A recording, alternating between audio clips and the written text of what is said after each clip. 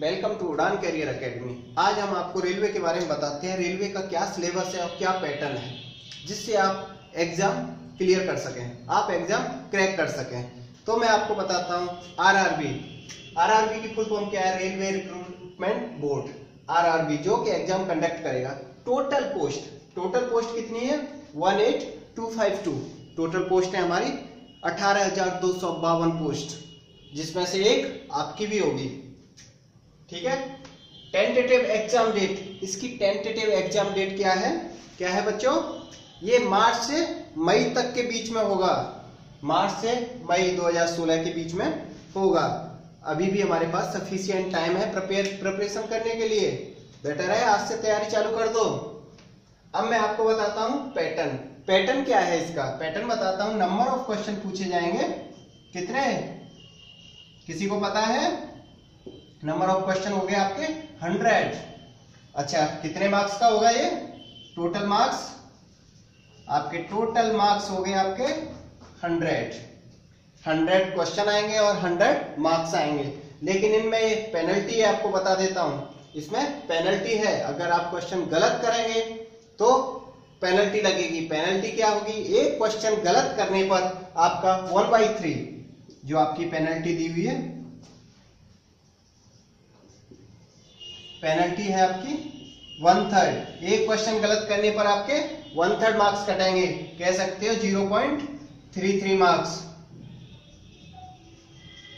तो हमें वही क्वेश्चन करने हैं जो हमें आते हैं, और शुरुआत उन्हीं से करनी है जो हमें सबसे पहले आते हैं। जल्दी से हम उन क्वेश्चन को खत्म करेंगे जो सबसे पहले आते हैं, और बाद में अगर कोई क्वेश्चन ऐसा है जो हमारे लिए हेडेक प्रॉब्लम क्रिएट कर रहा है, तो उसके लिए क्या करेंगे कि बाद में अपना दिमाग लड़ाएंगे। लेकिन ध्यान रखना, टोटल टाइम जो दिया होगा 100 क्वेश्चन करने के लिए, टोटल टाइम है आपका 90 मिनट। 90 मिनट में 100 क्वेश्चन करने होंगे, बहुत फास्ट। 1 मिनट से भी कम टाइम लगना चाहिए आपको क्वेश्चन करने में। तो याद रखना, बहुत फास्ट करना है। अब आपको मैं बताता हूं सिलेबस। इसमें सिलेबस क्या है? सिलेबस आपका अर्थमेटिक एप्टीट्यूड आएगी, अर्थमेटिक एप्टीट्यूड, और जनरल अवेयरनेस आएगी। सेकंड नंबर पर जनरल अवेयरनेस, और थर्ड नंबर पर आएगी आपकी रीजनिंग, जनरल इंटेलिजेंस बोलते हैं उसे। ठीक है। सबसे पहले अब आपको मैं सिलेबस में थोड़ा डीप में जाते हैं और आपको बताता हूं एप्टीट्यूड के बारे में। एप्टीट्यूड में क्या क्या पूछा जाएगा? नंबर सिस्टम सब पता है आपको। नंबर सिस्टम से क्वेश्चन पूछे जाएंगे, 2-3 क्वेश्चन हमेशा आ जाते हैं। LCM HCF. एक बात और मैं बता देता हूं, यहां पर जो जीएस है, अकेले जीएस से 50 क्वेश्चन आएंगे। नंबर ऑफ क्वेश्चन जीएस से कितने आएंगे? 50 क्वेश्चन। बाकी के 25 एप्टीट्यूड के आएंगे और 25 क्वेश्चन आएंगे आपके रीजनिंग के। याद रखना। अब जब हम वापस लौट के आते हैं एप्टीट्यूड पर, एप्टीट्यूड में क्या? नंबर सिस्टम में क्वेश्चन आ सकते हैं, 1-2 क्वेश्चन यहां से भी पूछ सकता है। एलसीएम एचसीएफ से भी क्वेश्चन आ सकते हैं। नंबर 3 रेशियो प्रोपोर्शनल से भी आपके क्वेश्चन पूछ सकता है। जैसे कि आपको बताया गया सिंप्लीफिकेशन से क्वेश्चन आते ही आते हैं, हमेशा 3-4 क्वेश्चन हमेशा सिंप्लीफिकेशन से आएंगे। डेसिमल सिस्टम से भी क्वेश्चन आ सकते हैं। फिर आपका आता है परसेंटेज, जैसे परसेंटेज निकालते हैं, परसेंटेज का पूछ लेगा कोई भी क्वेश्चन। प्रॉफिट लॉस से आपके क्वेश्चन पूछ सकता है, तो आपको अच्छे से तैयारी करनी है। फिर simple interest and compound interest से भी आपके क्वेश्चन आ सकते हैं। तो आपको ध्यान में रखना होगा कि कौन कौन से टॉपिक हमें कवर करने हैं। उसके बाद टाइम एंड वर्क से क्वेश्चन आता ही आता है। टाइम एंड डिस्टेंस, यहां से भी क्वेश्चन आता ही आता है। लेकिन एवरेज निकालना तो सबको आता होगा, तो हम एवरेज से भी क्वेश्चन पूछ लेते हैं। उसके बाद एलजेब्रा से भी क्वेश्चन आ जाते हैं, तो हमें बेहतरीन तैयारी करनी होगी उसके लिए।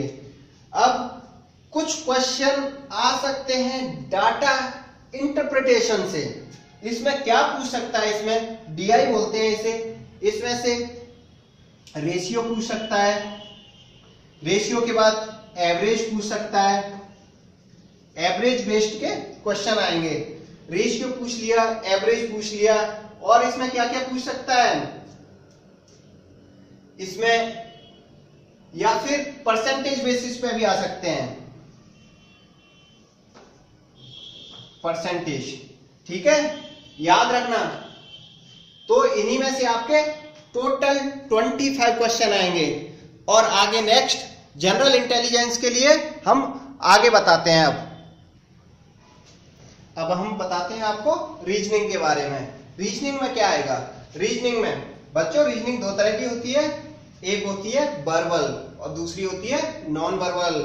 अच्छा, वर्बल में क्या आता है, वर्बल में मैं आपको बताता हूं नंबर सीरीज। जैसे सीरीज वाले आपने क्वेश्चन देखे होंगे कि सीरीज 1 के बाद 3, 5, 8, नेक्स्ट कौन सी होगी, इस तरह से इसमें पूछा जाएगा, ठीक है। अल्फाबेट, अल्फाबेट में भी आ जाता है, ए के बाद एन आया, एन के बाद ओ आया या क्यू आया, जेड आया, तो नेक्स्ट क्या होगा, उसी तरह से अल्फाबेट सीरीज में। अच्छा, टेस्ट ऑफ डायरेक्शन, जो problem based on test of direction, ये भी पूछा जाएगा कि अगर एक व्यक्ति नॉर्थ डायरेक्शन में मुंह करके खड़ा हुआ है, वो 5 किलोमीटर आगे जाता है, वहां से लेफ्ट मुड़ जाता है, वहां से राइट मुड़ता है, तो फाइनल में वो किस डायरेक्शन में फेस कर रहा है, इस तरह की डायरेक्शन वाली प्रॉब्लम आ जाएंगी। नंबर एंड रैंकिंग, अगर श्याम राम से दाएं तीसरे स्थान पर बैठा है तो राम से श्याम दाएं कौन से स्थान पर बैठा होगा, इस तरह से ये नंबर एंड रैंकिंग में आ जाते हैं। अर्थमेटिक रीजनिंग भी आ सकती है इसमें से क्वेश्चन पूछे ही जाएंगे। कुछ क्वेश्चन एज कैलकुलेशन से भी आ जाते हैं। एज कैलकुलेशन, जैसे कि 29 नवंबर 2014 को अगर उस दिन सैटरडे होता है तो 4 साल बाद उस दिन क्या होगा, इस तरह के ये सब एज कैलकुलेशन वाले क्वेश्चन है। और ब्लड रिलेशन, ब्लड रिलेशन तो आपको पता ही होगा, ब्लड रिलेशन में क्या पूछा जाता है, ए बी का भाई है, सी बी की बहन है, डी बी का फादर है, तो वो ए का क्या होगा, इस तरह के क्वेश्चन आपने सुने होंगे, देखे होंगे, इवन आपने किए भी होंगे। वो सब किस में आते हैं, ब्लड रिलेशन में। उसके बाद एनालॉजी एंड डिसीजन मेकिंग, ये सब किसमें, वर्बल, ध्यान रखना, ये वर्बल रीजनिंग के अंदर आते हैं। इनमें से क्वेश्चन पूछे जा सकते हैं। आपको तैयारी बहुत ज्यादा करनी पड़ेगी। अगर आप अच्छे से तैयारी करते हैं तो आप ये सब कर लोगे। अच्छा, नॉन वर्बल में, नॉन वर्बल रीजनिंग में क्या आता है, नॉन वर्बल सीरीज आएगी। मिरर इमेज सब जानते ही हैं, ठीक है, अगर कोई चीज सामने दिख रही है उसकी मिरर इमेज कैसी होगी, ठीक है। इस मिरर इमेज बेस्ड पे भी क्वेश्चन आ जाते हैं, जैसे कि आपने पिछले कई एग्जाम्स में देखे होंगे। Cube and dice, cube and dice का आपको पता ही है। क्यूब एंड डाइस, अगर हमने एक डाइस थ्रो की या फिर एक डाइस हमें इस डायरेक्शन से दिख रही है तो उसके बैक फेज में क्या होगा या टॉप फेज में क्या होगा, इस तरह के क्वेश्चन क्यूब एंड डाइस में पूछ लेते हैं। ग्रुपिंग आइडेंटिकल फिगर्स, इसमें से भी क्वेश्चन 2-3 आ जाते हैं। तो आपको मेहनत बहुत करनी पड़ेगी, लेकिन ये नहीं है कि कर नहीं सकते, कर सकते हैं, बहुत है। बस हमें अपने खुद पर विश्वास रखना होगा। अगर खुद पे विश्वास है तो ये एग्जाम कुछ नहीं है। अपना खुद पे भरोसा करो और आगे बढ़ो। सोच लो कि करना है तो करना है, फिर कोई एक्सक्यूज नहीं है ना करने के लिए। काम ही क्या है, पढ़ाई करो, दिन रात मेहनत करो। अभी तो टाइम है आपके पास, अभी से अगर लगोगे तो कर लोगे। अब हम आपको बताते हैं किसके बारे में, अब हम आपको जनरल अवेयरनेस के बारे में बताते हैं कि उसमें क्या क्या आता है। जनरल अवेयरनेस के बारे में, जनरल अवेयरनेस के बारे में जो कि सबसे ज्यादा आती है। कितने क्वेश्चन आते हैं मैंने बताए थे आपको, कितने क्वेश्चन आते हैं, टोटल 50 नंबर ऑफ क्वेश्चन 50 आते हैं सबसे ज्यादा। और रीजनिंग में हमने कितने बताए थे, 25 क्वेश्चन। और हमने एप्टीट्यूड एप्टीट्यूड में कितने बताए थे?